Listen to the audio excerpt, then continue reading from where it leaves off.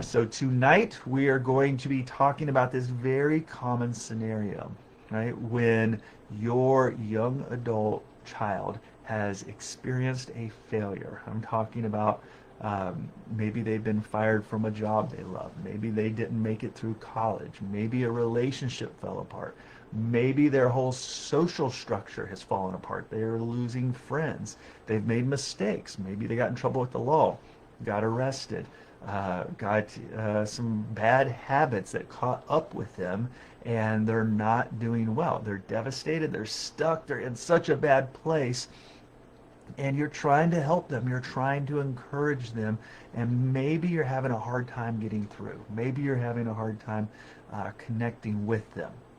I want to tell you a story that is a family that I worked with, and it's similar to so many other families that I worked with. But there was this young man, and he went off to college, and he didn't make it very long because honestly, he was more focused on having fun and enjoying the experience than he was on getting organized and having a structure and taking care of his priorities. So he flunked out of school, and now he's back home.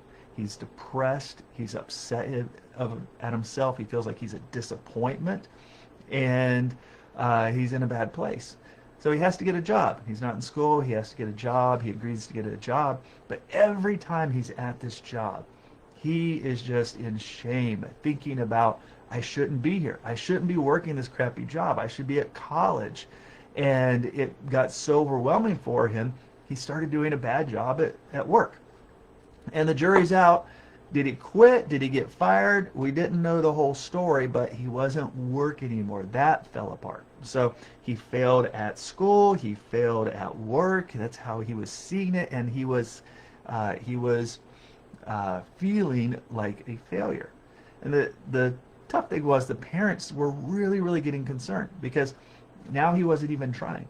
Now he wasn't motivated. He's just laying around all day, up all night, really into his computer and gaming and just anything but taking productive steps. And he seems depressed and discouraged, and the parents are really worried about him.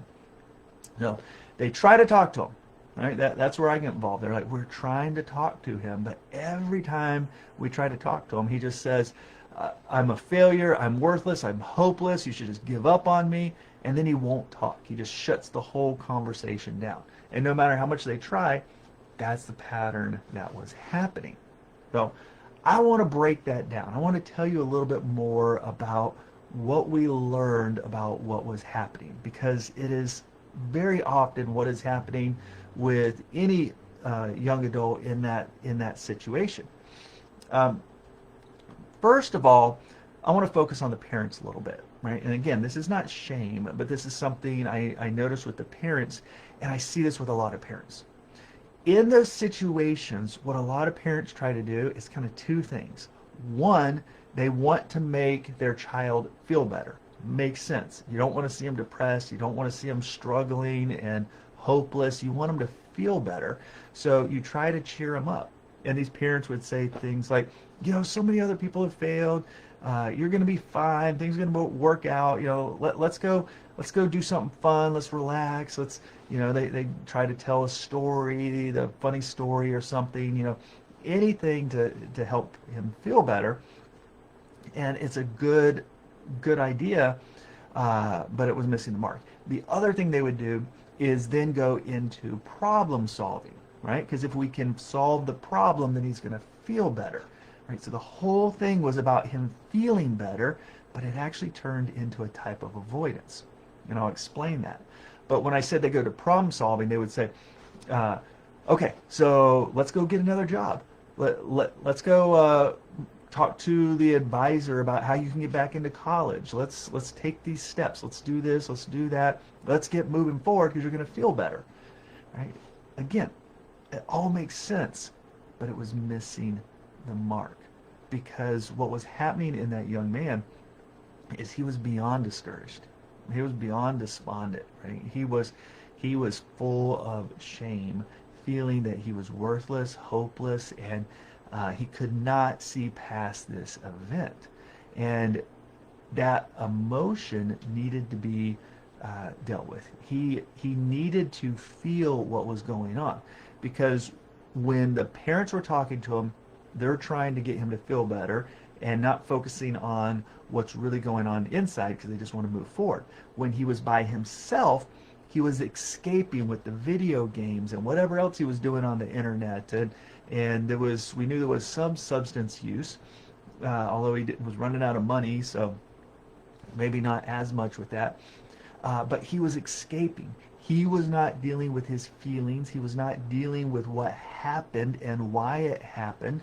And the parents are trying to get him to move forward, which is the goal. Let me just put that out there. The goal is to move forward, right? But you've got to do something else before you move forward. You've got to deal with the emotion. You got to deal with the reality of the situation. So this is where I want to introduce something to you, and maybe you've heard of this, but a lot of times it helps to think of this. You've probably heard of the stages of grief, the 5 stages of grief. Those are the most common way of looking at grief, where they go through denial, anger, bargaining, depression, and then ultimately acceptance. Well, what is grief? Right? Grief it's grieving a loss. A lot of times we think about that as a loss of a loved one. Someone passes away, and we have to go through the stages of grief. But it really applies to any kind of loss. And the more significant the loss is, the more this is true. There's some really big emotions and a psychological process that we all have to go through when we have some big loss or a big disappointment that happens in our life. So much like we would help someone who is grieving, that's what we want to do with your adult child in that moment, or the person you're trying to help. We want them to be able to feel what's going on. And so if you even think about those stages, in the beginning, there's a lot of denial. With this kid, right, it was a lot of, well, it wasn't my fault that this happened. There was even projection on the parents sometimes, like, you guys are the ones that sent me there, and you didn't do this and you didn't do that.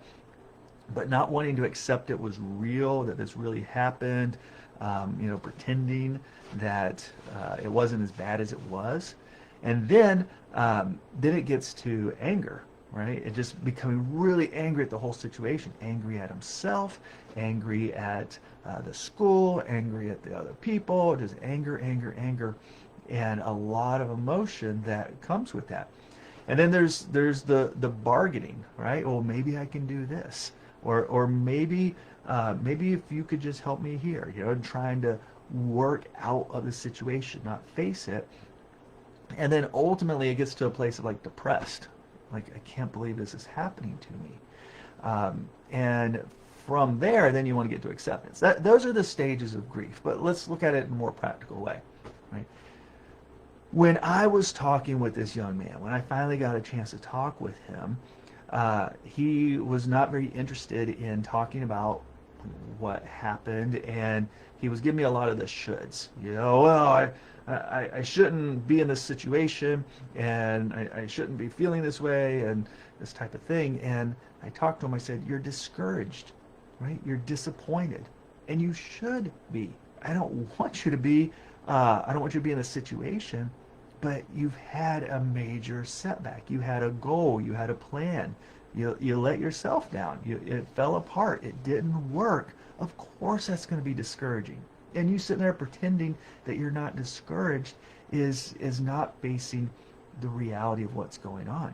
You need to feel this, and you need to see that it doesn't belong all on your identity, your self-worth. Right? There were some choices that you need to learn. I'm pretty straightforward with people. I say, you have a part in this, but it doesn't mean that you are a loser, that you are a failure. And when we got the parents together, and this is probably the biggest point I want you to know, is you really want to focus on connection. Having conversations about how your son, how your daughter is really feeling. It's okay to talk about their their discouragement, their hopelessness, their fear, and why they feel that way. Right? And it doesn't mean that you agree with them if they're tearing themselves down and all that, but you can continue to say, I know this is hard for you. I can see you're really struggling, and I'm here for you. It's okay that you feel this way. Let's talk about why you're feeling this way. Right? Which often, when you have that conversation, and by the way, multiple times, right? It's rarely just in one conversation that you get to all this, but you do start to get to more of the core issues. With this young man, one of the things that we discovered is he had really struggled in his adolescent, teen, junior high, high school years with friends and losing friends and some pseudo bullying type situations, being picked on for sure, and not having a very stable social situation. He had some embarrassing things happen to him.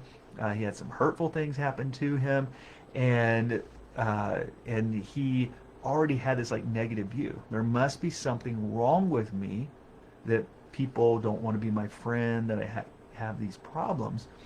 And also, when he went to college, he really, really wanted to fit in. He really wanted to connect. And so kind of subconsciously, he would have told you in that moment, it's all about grades. I'm there to get a degree and all that type of stuff. But what was evident in his actions, it was more important for him to connect and to fit in.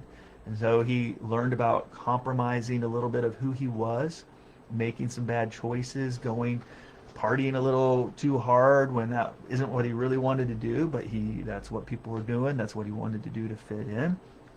Those kind of things. And so he was able to understand, and the parents were able to talk about some of these wounds from the past and how they still linger, and also how that led to his choices. So over time, he was able to talk about what he was feeling, why he did what he did, why this whole thing happened, with accountability, right, and acceptance of his part, right. That's part of the stage in this case, is being able to accept this happened and also accept what was his part without shaming himself. Right? And when we can understand, when your child can understand on a deeper level why they do what they do, why they did what they did, right, it helps them not personalize it, not make it about their identity and self-worth. But they could see like, yeah, I had this need, I was really worried about being accepted and fitting in, and it caused me to focus more on that than the things that were going to actually keep me in school. In this kid's case, he was able to have that understanding. And then you can get to problem solving. You can get to making a plan, because the plan addresses what's going on, what's really going on at the core. And so that was the good news with this kid, is he was able, through many conversations, right, able to get more in touch with his emotions, stop escaping, understand what was going on inside of him, and then that just opened this beautiful window to be able to talk to him about who he really is, right? That he actually was an intelligent person. He actually was someone who could do hard things and hard work, and that he was capable of moving forward. Interestingly, with this young man, through this process, he completely changed the direction he was going. He was going in a degree that really didn't fit him, right? It didn't match his strengths. And through this, he learned that he was actually more of a hands-on person. And I remember he went into something more technical, but it was like rebuilding computers and handling hardware systems and learning how to do all this computer stuff, but actually, the physical part of it, like wiring things and connecting, and realize that was him, right? And so then he had purpose, he had motivation, but he couldn't figure that out without dealing with the shame that he was experiencing, everything that he was avoiding, because in his mind he was just a failure, And what's the point of talking? He didn't want to deal with it. He didn't want to feel it. Right? But over time, when the parents were able to connect and talk and not just say, hey, we want to make you feel better, right? We want you to feel better, but first let's talk about how you really feel. That might be a better way for me to say it. We want you to feel better, but first let's talk about how you really feel. Feel about yourself, feel about your situation. What is life like for you now? And by going in that direction, they were able to connect, right? And it was less of this and more of, hey, we're on the same team, and the parents didn't come across as controlling and disappointed, but they came across as caring and empathetic and willing to work with their son to help him work through this. That's my encouragement to you, is that you, when your adult child of any age really, has experienced a failure, has experienced a heartbreak, has experienced a setback, whether it was their fault, half their fault, none of their fault, all their fault, it's how you need to connect with them, how you need to help them through those moments and talk with them, and try not to fall into that trap of, let's just make you feel better and let's just fix this problem by coming up with a plan and moving you forward, because that's where I see a lot of people get stuck. This is the unstuck journey, and that is a way to get unstuck, is don't repeat the same patterns, but get in tune with connection with what your son, what your daughter really needs. They need to figure out who they are and what's happening.